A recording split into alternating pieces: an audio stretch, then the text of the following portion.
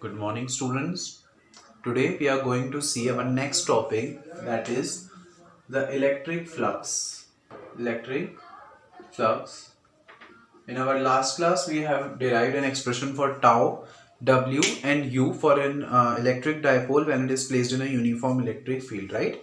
Now, the next topic is electric flux. What do we mean by the word electric flux? Basically, like आपने magnetic flux भी पढ़ा होगा. Similarly, electric flux होता है. Suppose this be any closed surface, right. ये कोई closed surface है, तो इस क्लोज्ड सरफेस के परपेंडिकुलर जितनी नंबर ऑफ इलेक्ट्रिक ये कोई क्लोज्ड सरफेस, इस क्लोज्ड सरफेस के परपेंडिकुलर ये कुछ इलेक्ट्रिक लाइंस ऑफ फोर्सेस पास हो रही हैं, राइट. तो जब भी एक सरफेस के perpendicular electric lines of force pass होती हैं, तो उसको हम क्या बोलते हैं? The number of electric lines of force passing perpendicular to any surface, then it is called as electric flux. Okay, so the electric flux is nothing but the number of imaginary electric lines of forces that are passing perpendicular to any surface. It is called as electric flux. Clear? कोई surface, उसके perpendicular जितनी भी electric lines of forces पास होंगी, the number of that electric lines of forces passing perpendicular to the surface is called as electric flux, and it is denoted by phi E. Phi E is the symbol of electric flux, where this E resembles to the electric flux. अगर यहाँ पे B आ जाता है तो फिर वो magnetic flux हो जाता है, right? So electric flux का फॉर्मूला होता है E dot ds या E dot s, where E is the intensity of electric field. हमने इसको electric, obviously electric lines of force pass हो रही हैं, इसका मतलब वहां पर इलेक्ट्रिक फील्ड प्रोड्यूस होगी. And phi E is equal to E dot ds, where capital E is the intensity of electric field and S is the surface area of the shape of our surface. ठीक है, अगर ये surface rectangular है तो हम यहाँ पे surface area of rectangle का फॉर्मूला लगाएंगे.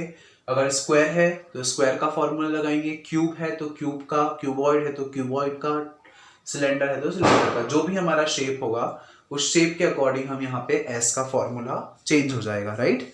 सो एस एक वेरिएबल है जो डिपेंड करता है किस पे? शेप ऑफ अवर सरफेस पे, right. So phi is equal to E dot S is the formula of finding the electric flux. Now basically electric flux is of two types, that is the positive electric flux and negative electric flux. Now what is the difference between these two, that we will see. Obviously students, as you can see कि यहाँ पर ये electric lines of force हमको यहाँ से आती हुई दिख रही हैं, राइट. तो जब हमको इलेक्ट्रिक लाइंस ऑफ फोर्स आती हुई दिखती हैं किसी सरफेस की टूवर्ड, तो उन इलेक्ट्रिक लाइंस ऑफ फोर्स को हम क्या बोलते हैं? पॉजिटिव, या उस केस में हम फ्लक्स को क्या बोलते हैं? Positive flux.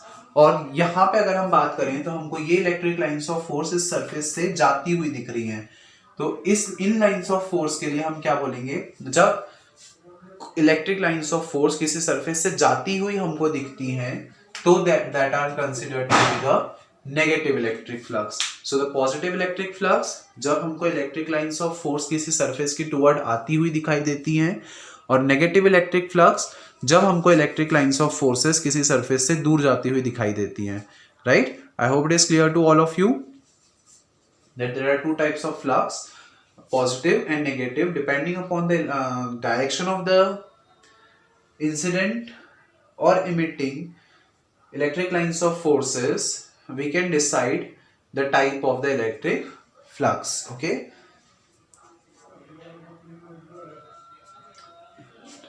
now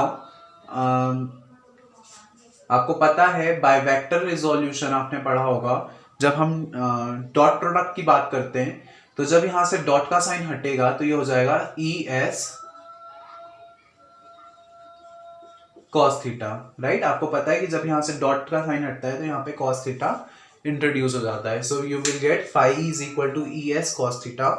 जब आपके पास इसकी नॉर्मल वैल्यूज दी हो और अगर वेक्टर के फॉर्म में दिया है तो we will solve by this formula. Okay, so I hope it is clear to all of you till here.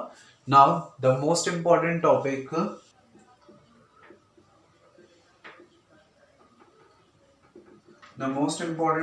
is Gauss theorem. Okay, basically हमको पहले इसका स्टेटमेंट समझते हैं कि गॉस थ्योरम का स्टेटमेंट क्या है. सर कार्ल फ्रेडरिक गॉस, उन्होंने एक थ्योरम दी थी to give the flux associated with any closed surface. हमने मान लिया ये कोई क्लोज्ड सरफेस है S, ठीक है. इस सरफेस पर जो चार्ज है, let that charge be Q, let O be the centre. अगर हम यहां से एक होलो स्फीयर कंसिडर करें तो ये जो एंगल इस सेंटर पे सस्टेन कर रहा है, दैट एंगल बी ओमेगा. आपको पता है in 11th you might have studied plane angle and solid angle. तो जब किसी 3D शेप के सरकमफेरेंस से हम सेंटर पे कोई एंगल इमेजिन करते हैं तो that is called the solid angle. While जब हम 2D शेप के सरकमफेरेंस से सेंटर पर एक एंगल इमेजिन करते हैं तो that is called as plane angle, right. तो यहाँ पर ये जो एंगल है वो सॉलिड एंगल है and it is that's why it is denoted by omega. आपको पता है सॉलिड एंगल्स को हम ओमेगा से डिनोट करते हैं. ये जो सरफेस हमने कंसिडर की है उसका हमने एरिया मान लिया ds. पूरा सरफेस एरिया S और केवल इस वाली सरफेस का एरिया हमने मान लिया ds. और जो इलेक्ट्रिक लाइंस, जो इलेक्ट्रिक फील्ड है that is acting in this direction, right. So according to the Gauss theorem, the total flux associated with this surface is equal to 1 by epsilon times the total charge present inside the surface. किसी surface से associated जो total flux होगा, that total flux is equal to 1 by epsilon times the charge present inside that surface and it is equal to, हम इसको लिख सकते हैं Q by epsilon naught. So this is the value of the total flux that is associated with any closed surface. Phi is equal to Q by epsilon naught and this is just the statement of the Gauss theorem. यही statement है Gauss theorem का कि किसी surface से associated जो total flux होगा that is equal to the 1 by epsilon naught times of the charge present inside that surface, where epsilon naught is the absolute permittivity of the free space. Right. Now इसी को हम proof करते हैं.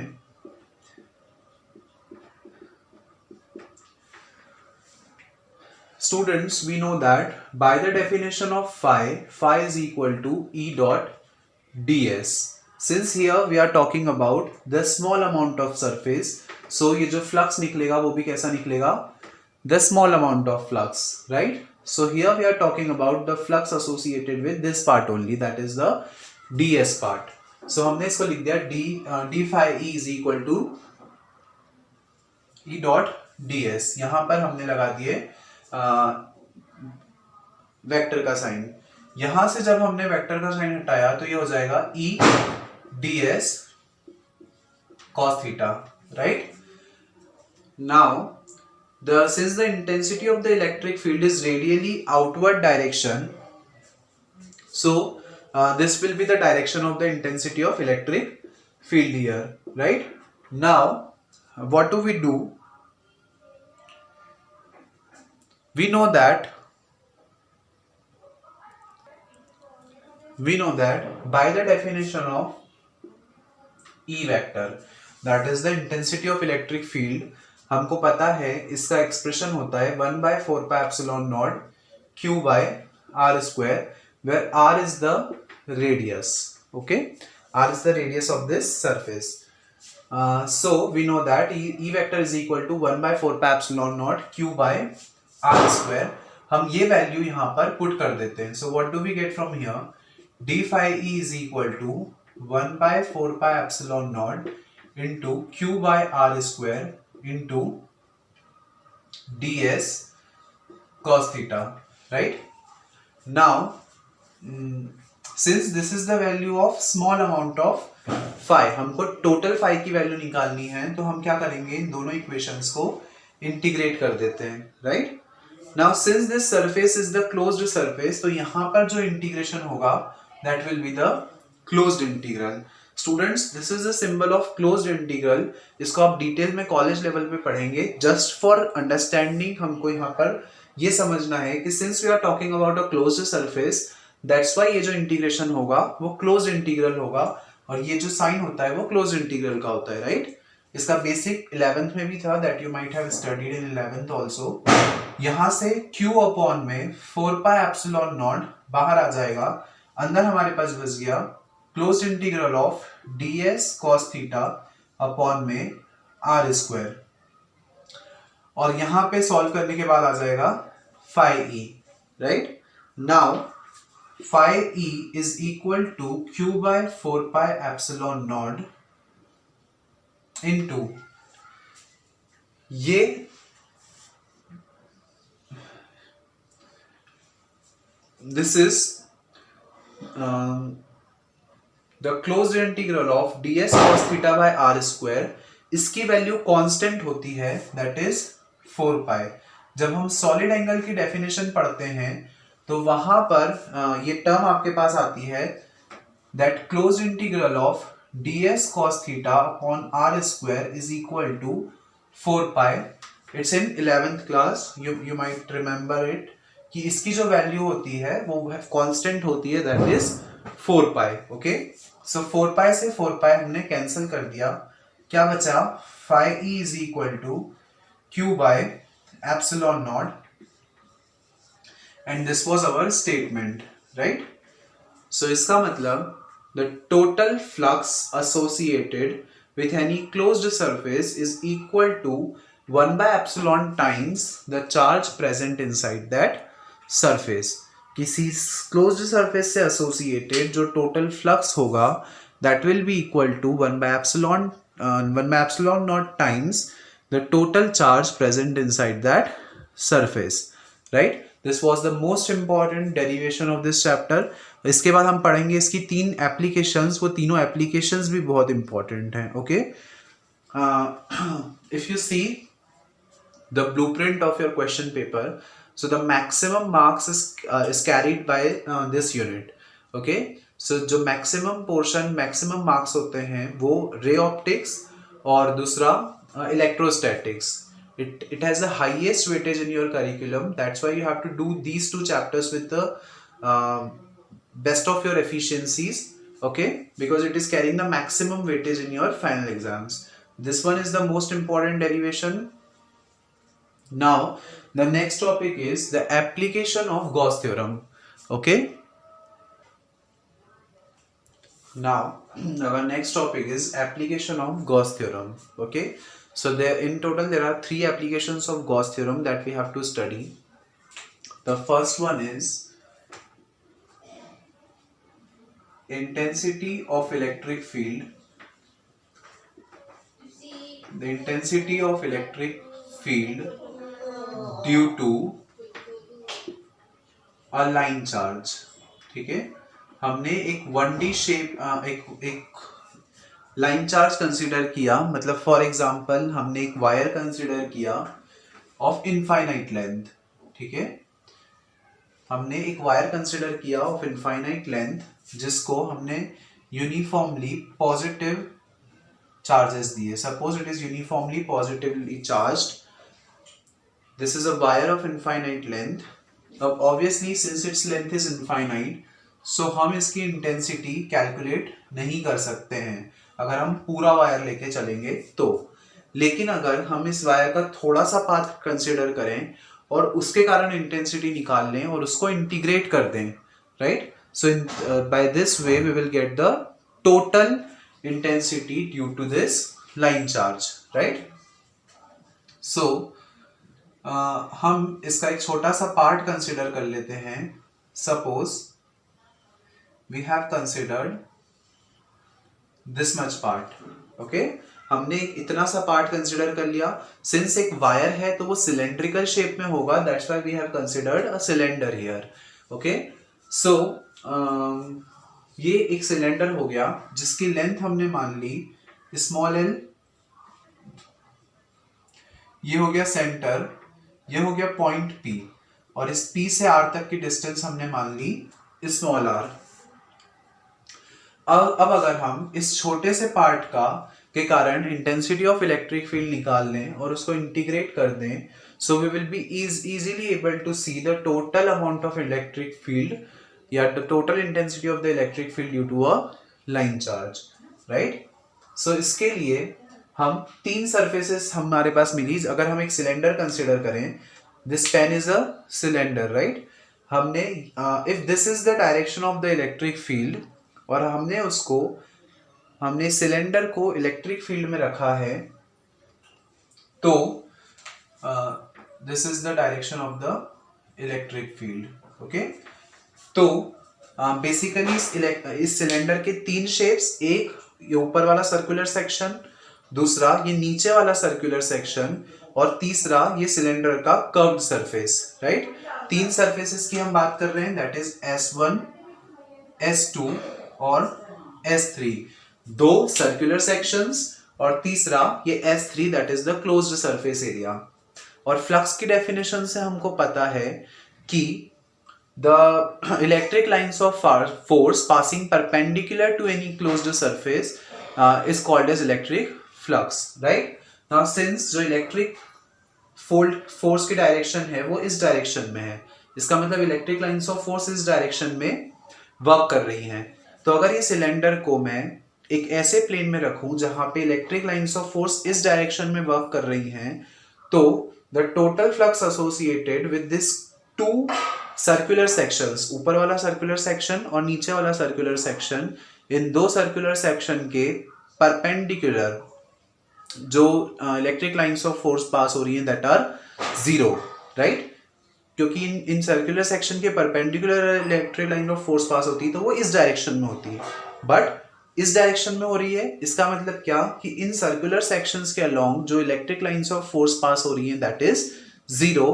तो इस line charge में जो total electric flux होगा वो किसके कारण होगा? सिर्फ S3 के कारण।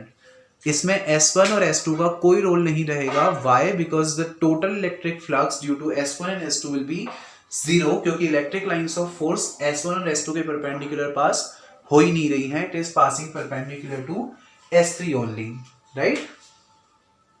सो now by the definition of electric flux we know that phi is equal to E dot ds, right? अगर हम यहाँ से डॉट प्रोडक्ट हटाएंगे तो ये हो जाएगा E ds cos theta. Since the area of cylinder and the intensity of electric field both the direction are to radially outward, तो जो थीटा है वो कितना हो जाएगा? 0 डिग्री। और cos 0 की वैल्यू आपको पता है, it is 1, so phi e is equal to E dot ds, right? So you have got the value of phi e is equal to E dot ds. Now what do we get from here? Phi dot ds आपको पता है this is a cylinder, so you know that the formula for curved surface area of cylinder is, यहाँ पे हम इसको D नहीं लिखते हुए सिर्फ S लिख देते हैं। सो द फॉर्मूला फॉर, यहां से सब जगह से हमको D हटाना पड़ेगा। The formula for the curved surface area of cylinder is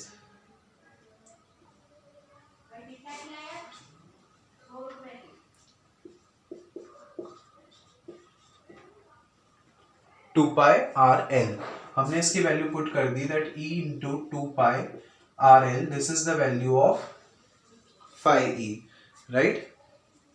Now also by Gauss theorem we know that phi e is equal to q by epsilon naught, right? ये दो एक्सप्रेशन है हमारे पास, भी गॉस थ्योरम से हमने देखा कि phi e किसके बराबर होता है? q by epsilon naught के। Also we have the expression that phi e is equal to E into 2 pi RL, where 2 pi RL is the formula of the curved surface area of the cylinder. अगर मैं इन दोनों equations को equate कर दूं, क्यों? क्योंकि ये भी phi e के बराबर और ये भी phi e के बराबर, तो ये दोनों एक दूसरे के बराबर होने चाहिए। इसका मतलब q by epsilon naught should be equal to e into 2 pi r l, right? Now हमको निकालनी है इस e की value. We have to find the value of e, that is the intensity of electric field। तो हम बाकी सारी terms को नीचे भेज देते हैं, तो ये हो जाएगा into 1 by 2 pi r l। हमने कुछ नहीं किया, सारी टर्म्स को e के अपोजिट भेज दिया तो सारी टर्म्स डिवाइड में आ जाएंगी। नाउ अब अगर हम थोड़ा सा टर्म्स को एडजस्ट कर लें तो ये हो जाएगा 1 by 2 pi epsilon naught। हमने क्या किया, 2 pi epsilon naught को साथ में रख दिया और इसको हमने लिख दिया q by rl, राइट। नाउ एक डेफिनेशन है हमारे पास, charge density. Okay, charge density basically होती है charge upon dimension. Charge density का फॉर्मूला होता है चार्ज अपॉन डायमेंशन। डायमेंशन का मतलब अगर हम 1D शेप ले रहे हैं तो वहां पर आ जाएगा चार्ज अपॉन लेंथ, अगर 2D ले रहे हो तो चार्ज अपॉन एरिया, अगर 3D ले रहे हैं तो चार्ज अपॉन वॉल्यूम। तो depending upon the dimensions of our shape यहाँ पे फॉर्मूला ऑटोमेटिकली चेंज हो जाएगा। अभी हम बात कर रहे हैं एक लाइन चार्ज की। लाइन चार्ज का मतलब हमने कंसिडर किया है 1D ऑब्जेक्ट। सो यहाँ पर चार्ज डेंसिटी जो है उसको हम डिनोट करेंगे लैम्बडा से।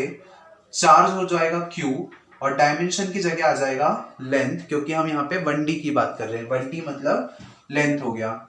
सो इस यहाँ से आपके पास लैम्बडा की वैल्यू आ गई, lambda is equal to Q by 2L, that is the charge density is equal to charge upon length.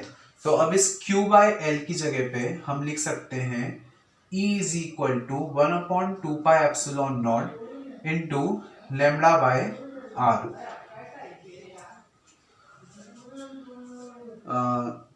Q by L is equal to lambda by r। So this is the expression for the intensity of electric field due to a line charge। Okay, so in this way हमने total intensity of electric field calculate कर ली due to this line charge